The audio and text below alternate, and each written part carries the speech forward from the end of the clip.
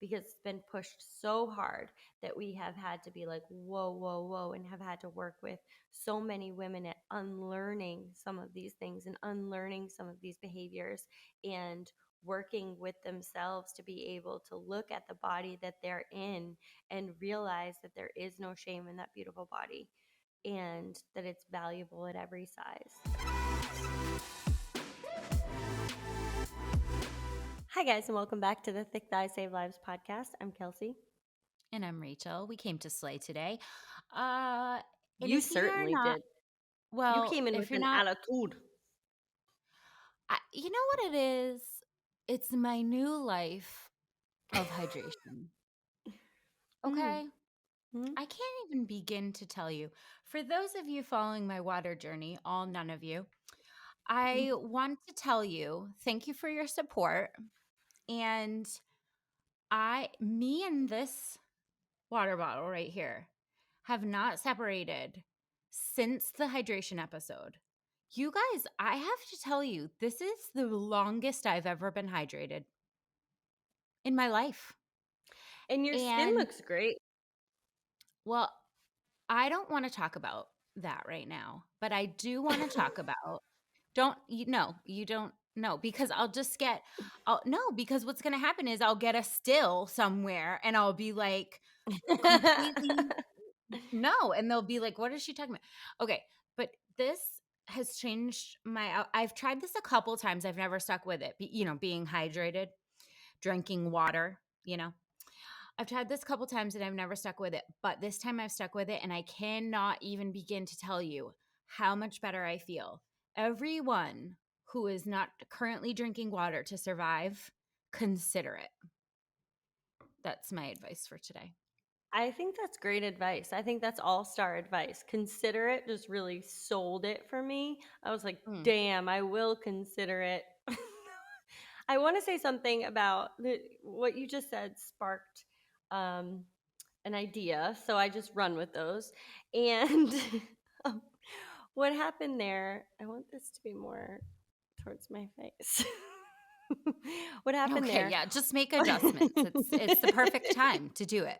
It's the perfect time. We didn't actually have 45 minutes of sound struggles before this where you could have just Well, when I slightly look at turned your mic. you and then I'm looking at my mic and I'm not looking at you. But anyway, here we are. Uh when you said the thing about the still images and that just it's been catastrophic for you. Now, I want to open up my suggestion on this because I am a person who has had a lot of pictures taken of me. And in my early days, I used to dissect every one of them because there was a high level of sensitivity to them and there was a limited amount. And I think most people live in more of that range where you have like a limited amount of pictures and like, one comes back in the last year and you're like, oh my God, that's a horrible picture. But number one, your stats of being able to take a good picture are very low because you don't take that many of them.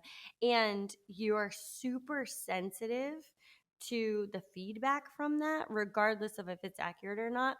And I've been on this thing where like I really want people to take more pictures. I want people to take more pictures of themselves. I want them to look in the mirror more. I want them to look at themselves naked more. I want them to take pictures with their kids and not naked, you know what I mean? Um, but like Those were just two getting separate more thoughts. those are two separate thoughts. But like when you get more used to how you look or like even seeing bad pictures of yourself and seeing good pictures of yourself, you're more accepting of them and not quite as critical. And this has happened to me in my journey of like, taking more pictures in the beginning and just feeling like, oh my God, if a picture went out of me that was terrible, I was like devastated. And now I'm like, bad day, bad There'll picture. be And another one. there'll be another one. And it doesn't have as much of a significant effect on me because it's just kind of like, whatever. I've been desensitized to it because I've done it more. And I think this is really one of those things where, you look in the mirror, maybe naked, like once every 5 years or something like that. Like people are doing this like not very often. You're super hypersensitive to it. And that's why you're looking at all of the imperfections, and you get a bad picture of you at a barbecue or whatever, where like you weren't even prepared for the picture, and you're like, that's what I look like, and you're just picking the whole thing apart because you're not being exposed. It's So now it exposure becomes, therapy. That's a yeah, real thing. I mean, that's used in basically everything else. everything, every mental health um profession uses exposure therapy to literally that end, to get you more comfortable and less critical of the thing that is bothering you. And so, yeah, for sure. If that's, seeing yourself in photos, or if, like, just you continue to get done dirty by the stills week after week, it's a Yeah. great idea to just keep coming on camera and get some more bad ones so that, like, eventually the worst one will become the not worst one. It's true. Well, you just become less critical, and you're just like, you know what, whatever. Like, No, I don't love even I care love your anymore. sentiment. I do love your sentiment. I'm still salty, so I'll get there. I'm not salty. I'm full of water. You are fully full of water. I do think it's a good So, time to like talk about the evolution of the podcast, though. It's a nice little segue. yeah. So, I mean, geez. What year did we start doing this? I mean, Cheese. jeez. What year did we start doing this? Like 100,000 years ago. We, when we went out with, we went out hot out of the gate. We went out with a purpose. We've always had a purpose behind, um our messaging has always wanted to be, it's been very clear from the beginning. However, it wasn't always very popular. There have been a lot of things that have happened over the, honestly, only the past, like, couple years, Yeah, that have for really sure. changed, that now kind of people consider like, oh, well, that's the norm and it's been like that forever. But it actually has not been like that forever. And when we started this, the industry was so different. And we were really outliers when it came to the kinds of messaging that we were using. And this has really come to the forefront for us in the last week or so, because we had a thing, guys. A thing happened. A It thing was kind happened, of and a we're gonna drama. share it. Yeah, we're gonna share it with you because you share things that happen with your best friends, and that's what we do. And we've always been authentic and willing to share a lot with you guys, especially on the podcast. So, this is no different. It's a thing, but I do want to say I feel passionate about this. I do want to say over the years. So, our first episode, if you don't know, I think was called "Fuck the Scale." So we entered in the health and fitness industry with the number one unit of measurement, and we came out with a swear, and we said, "Fuck that." So none of that was popular at the time, and that, but we were gonna just come out and be who we were and continue to do that. Now over the years, no, you don't always have to agree with the things that we do or that we say, or opinions, and it really, that's fine, because you don't have to agree with every person that you listen to, and that's something that we've had to come to terms with as well, when it comes to making decisions, when it comes to sharing. And it's not always going to be the popular thing, but we've always stuck to our guns, and that's with what we think is the right thing. And that's something that I'm extremely proud of. And even if you followed us for a while, and you've thought that isn't the right thing for them to do, like, appreciate the feedback, but we have stuck true to what we think is the right thing to do. And that always grounds me in the decisions that we make as CBG, as we make to share. That always very much grounds me, because I remember thinking way back at every time we've made one of these decisions, thinking like, is this the right decision? Is this the right way to kind of come out and introduce yourself to the health and fitness industry? And thinking like, that's not popular, don't care, it's right. Well, when you have any kind of a platform, there's going to be so many hard choices along the way because there are so many roads that you can take. And I think that, it's one of those things where you look back and you say, um, could I have done this differently? And I think the only answer you're ever going to be comfortable with, or me, that I'm ever going to be comfortable with, is I did it the way that felt most true to me. And I just have never been comfortable with anything else. And that is why the T is, you guys, we had this will be the episode that wasn't, because we had a guest scheduled here. And um as you can see, the guest is not with us. It's just us. And um so we want to kind of use that as an opportunity to talk about why we felt that this was the best thing for you guys as our audience and for us as hosts to not take this opportunity with this very, very famous and person with a very large following, um, who has a lot of notoriety in the industry.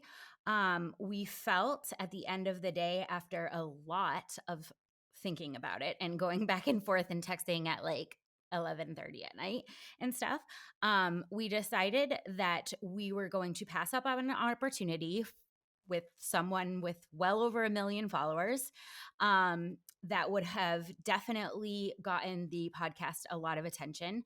And we were going to do that because we stand for something, and it was too important to not stand for something here.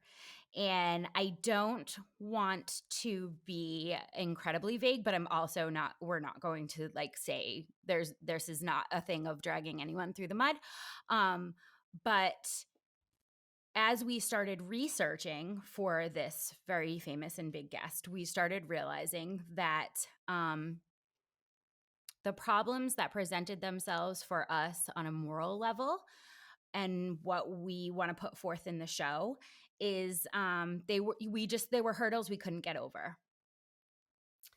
Well, I think it brought up a lot of feelings too, because when you have a guest like that who has made a really big name for themselves, they've gotten a lot of fame in a platform that has been harmful to women in the process. You got to kind of look at like, how'd you get here?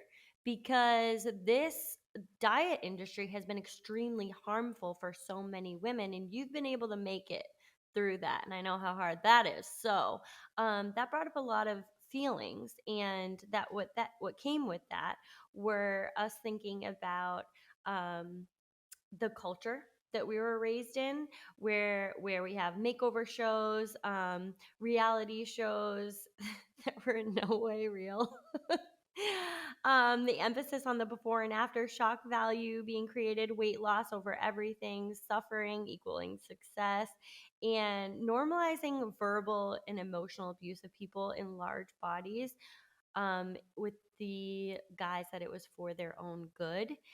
And this has created, and I'm not even going to sugarcoat this part, this has created so much stigma and hatred towards people who are in larger bodies, that is so harmful, and has been a fuel for a lot of the things that we have done in creating the culture that we have tried to create. And looking at that, like, we're fighting so hard against it. How is that created?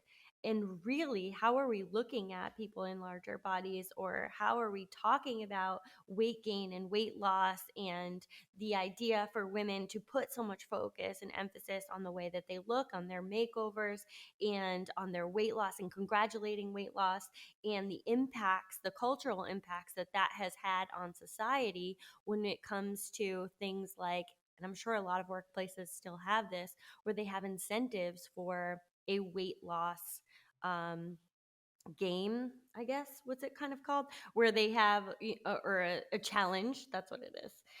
I just never associate that with challenge because our challenges are actually for health. So I never associate those two. But when they have weight loss challenges culturally within, your workplace environment, that is extremely harmful. That is completely inappropriate, and it is just fueling the fire of weight loss being the ultimate goal here, and something that we should go around congratulating people on and celebrating. I even saw the other day, within our Facebook group, and I understand that this language and this culture is so normalized and it's so hard to break free. But something that she said was, well, I have just reached one of my weight loss goals, so I have to reward myself. And I was just like, is there another way that we can phrase that or look at the emphasis? I understand if you're meeting your health goals. I understand if you have set other goals for yourself and weight loss has been a byproduct, but putting weight loss at the forefront of your goals and then congratulating yourself for losing this metric that ultimately doesn't matter just feels like the same stuff. Well, I mean, we're talking about an entire generation raised on shows in which you were paid money for losing the most weight. Okay. Okay. That is what we grew up watching. There was not just one of these shows, there was many. They were not just for weight loss. There was shows for if you could make the biggest transformation with plastic surgery, then you could, or if you were the quote unquote ugliest duckling, we will take a bunch of doctors and create you into a swan. I mean, this is the kind of TV that we grew up watching. And the worst part of all of it is that they called it reality TV. Like, let that sink in for a minute. Okay. Let's take a situation where we in no way show reality. We cut it up, we create our own story. These are all things we know now about reality TV, and we can all, haha, laugh about it, right? We didn't know then. We didn't know that it wasn't like all real. We were watching it and we were thinking to ourselves, like, wow, this is their story. They're really there. They're really puking in buckets, being screamed at by professionals. Okay, I'm going to put that in quotes. Professionals who are saying that they're making these people throw up for their own good. I mean, uh, And like and we're going literal to like win money. verbal abuse. Like shaming. The whole thing was built on shame. The whole thing was about, we are going to shame the body that you're in so much so that you change it, and we're going to label that change as a success. That entire idea is so toxic. I mean, like, we can step back and look at like how toxic that is, right? Like, I would never allow, I would never encourage someone to speak to themselves like that. Let anyone else speak to them like that. Talk about their body like that. No wonder why we have created such a culture of shame within our bodies. And specifically, people who feel a lot of shame when they're carrying what is considered to be extra body fat, postpartum, like any of these things, because the ultimate goal, right, was to get to your pre-baby weight. I say was because it's in my past, but like that's a thing of like, what was your pre-baby weight? What was your high school weight? And these were set as goals. I think about, you know, being raised on that kind of TV. And I think about, that being branded as reality and getting out there and having such a hard time separating those kinds of ideals and mentalities from real life, which is why we still have to fight against companies running their version of the TV shows for Yeah. prizes at work. That's all they're doing. They're modeling after these things that we were all told were really, normal and fun. And look at the transformations, and the before and afters is where it's at. And like, I remember watching one of these shows, and I remember them having the winner in their picture looking down on themselves before they started the show with like a judgy, like, you suck kind of look, and that being like the victory. Like I eliminated that old disgusting version of me, and now look at how I am, and like this idea of like this before and after. And everything in my mind says that like that's the same person. Like, if you can't love yourself at all these points, like, what are we doing? But like, this was so normalized. And I saw a thing. This is what really made me say like, we have to cancel this person, because um I know that it was the norm. It was like what we were doing back then, right? It was all the TV shows. It was on trend. And I thought to myself, like, you know what? Can we really blame someone for doing, what everybody else was doing? Like, that was it. Maybe this person really did think they were doing good work. Maybe they did think they were saving lives, and because that was just like the messaging. It was like, we have to save your life by transforming you.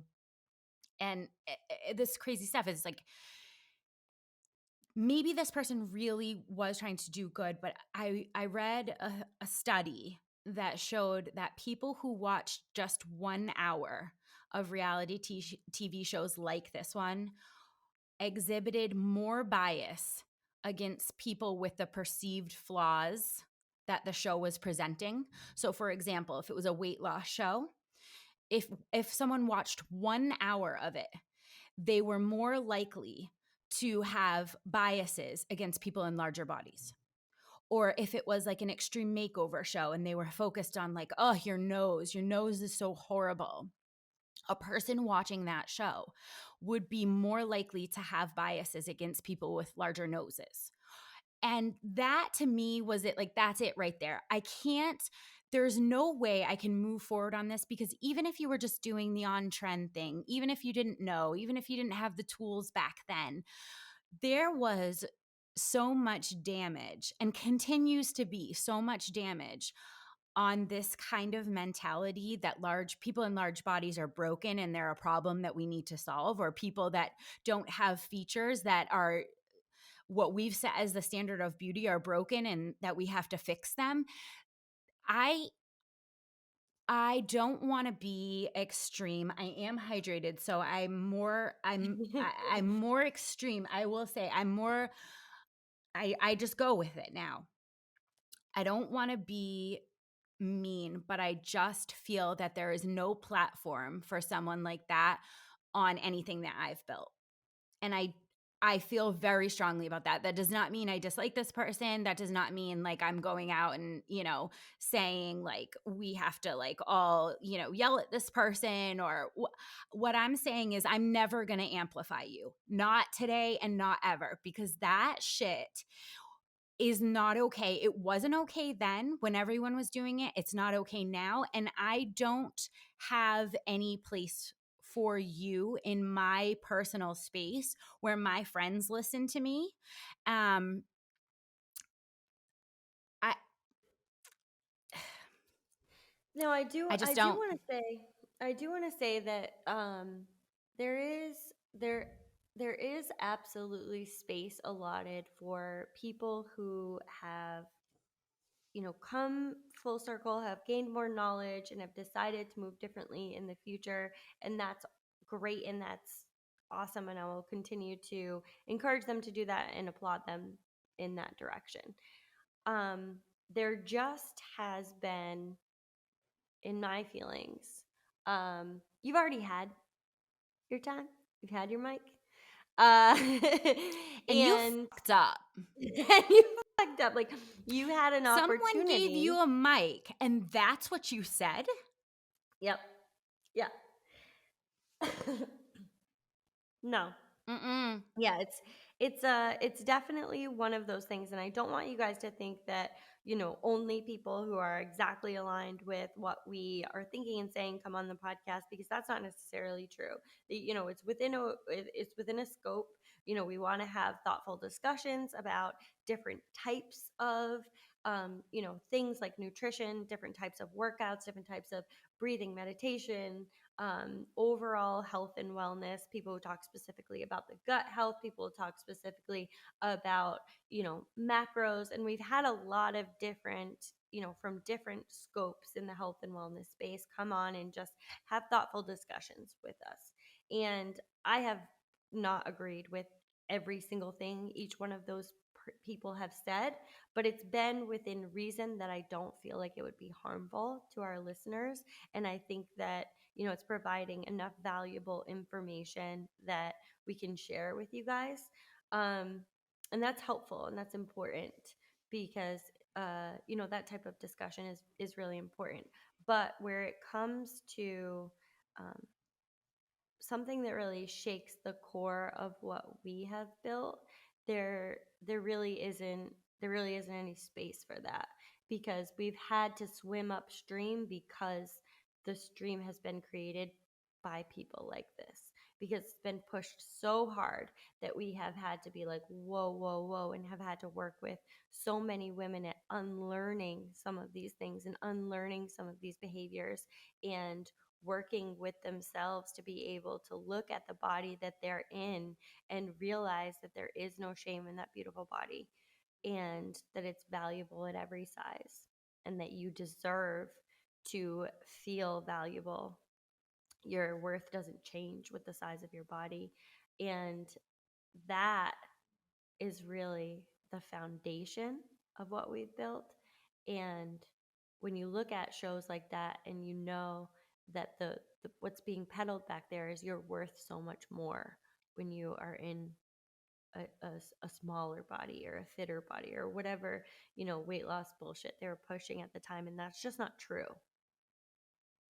I, s- I see you like getting choked up, and I totally understand why, because we wouldn't need this podcast if we hadn't given them the mic and got that for an answer and had so many women just absolutely destroyed by those types of constant, constant barrage of that messaging. And to now think about, you know, going back and saying, hey, I see you made some mistakes in this space, but like, let's give you a mic and see if you can not mess up the second time. Like, I'm not interested in that. It is, it, it's one of those things where would it have been massively beneficial to us? Yes. Our exposure would have been through the roof with a guest like this. However, what's that worth? And I think that when those people ask themselves the same questions, because at some point somebody realized that like giving people diuretics, caffeine pills, dehydrating them, making them sit in saunas for hours on end to try to win money for a quote unquote reality show, someone knew that was wrong, but it was about something else. And when I sat back and thought about that, I said, like, I'm never going to do that. I'm never going to sacrifice for exposure. I'm never going to say, like, well, a certain amount of followers will, let me, that'll be the thing that'll push me over the edge to, it's just never going to be like that. And although it was, I would say, not, it wasn't an easy choice. It was, but it was like, man, we're really, because we're the kind of people that, we live on opportunity, that we're entrepreneurs. I mean, that's like where we live. When opportunity comes, we're like, I've been waiting, here I am. So it's hard, but there's only one path for us, and we're never going to change on that path. And I'm just so thankful that I had you, because the minute I said, I don't know about this. You were like, I'm with you. And it's same thing with like everybody in the company was just like, no, like, yeah, that would be huge, but like we totally get it. And it's just so good to be surrounded by those type of people. It's so good to know that our audience would support this decision. And it's really good to be sitting with you here today and talking about our messaging and what we want to bring to this space. The alternative would have made me wildly uncomfortable, and I am too old for that shit. I'm just going to be honest. I'm too old. You know what? I do want to pause with that for a minute too, because someone, recently asked me with, um, how quickly CBG got so big and people just kind of like showing up. Like, how do you sift through all of that? And I'm like, my circle is so close and so grounded and so just like supportive of each other that it really doesn't shake. It always comes back to the fact that like CVG is a small company, family. Like all of these people have been here since the beginning and have stuck by each other, and that always seems like it would be a really like hard thing, but it's actually a really easy thing because you turn to the people that you know and trust and would be there and have your back no matter what. And they're always sitting there nodding and being like, yeah, I will support you. What do you think? We listen and we talk it out and we say like, nope, this isn't for us. And it doesn't matter that the what we want, and what we want our messaging and what we feel is important is going to outweigh the opportunity there, and we understand that and we go full throttle. We say like, yep, this is where we're at and this is how we support each other. It's important to have those Yeah. people in your life. It really is. It it just makes standing on your values just feel so much less shaky. It just makes it feel like a strong foundation because so often it's easy to know what you would choose, if nobody else had if no one else was watching or no one else had any say or whatever. But like, yeah, it would be really hard for me to go to you if you were a person that was like, we need to just grow this as big as we can. Like it's all about publicity, like it's all about growth and audience size and everything. And like it would have been really hard to go to you and say, like, I think we should tank this. I mean, it was really hard to say to our publicist, like, uh, we know you We're got gonna this pass. giant guest. It was like the most famous person. And we're gonna pass. Like, I think she was like, are you serious? Have you like lost your damn mind? But at the end of the day, even she like understood. And oh yeah, it feels good. I feel so just empowered and strong to have made this difficult decision. And I hope that you guys can look back on all of those, those people that gained notoriety and fame at that time and all of the messages that were being thrown at you. And I hope that you can really pat yourself on the back for how far you've come because that was such you were being bombarded and you are here now listening to this podcast and just working on loving yourself. And Yeah. I can't even thank you enough for doing that work because you're so worth it. Your daughters are so worth it. Your friends are so worth it. And it's not about being in an echo chamber, guys. It's not about that at all. It's about drawing your boundaries and saying, these are where my values are, and I will not forsake them for anything. And I know that you guys are out there doing that every single day. And I want you to know that we're out there doing it too. And I want you to know that we're supporting you and we're protecting you. We love you. We want you to have all of the information that's out there. But at the same time, we know You've already what gotten had this. exactly.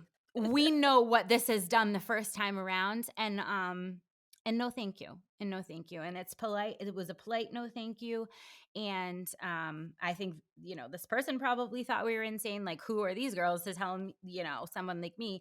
But like also, that's okay. It's all okay, and Who are we? We ain't sellouts, bitch. I've been a lot of things, but I've never been a sellout. I'll just True. say. Never will be. I No, I never will be either. We love you guys. Well, you gotta do lift or drop. Don't forget about our Oh, segments.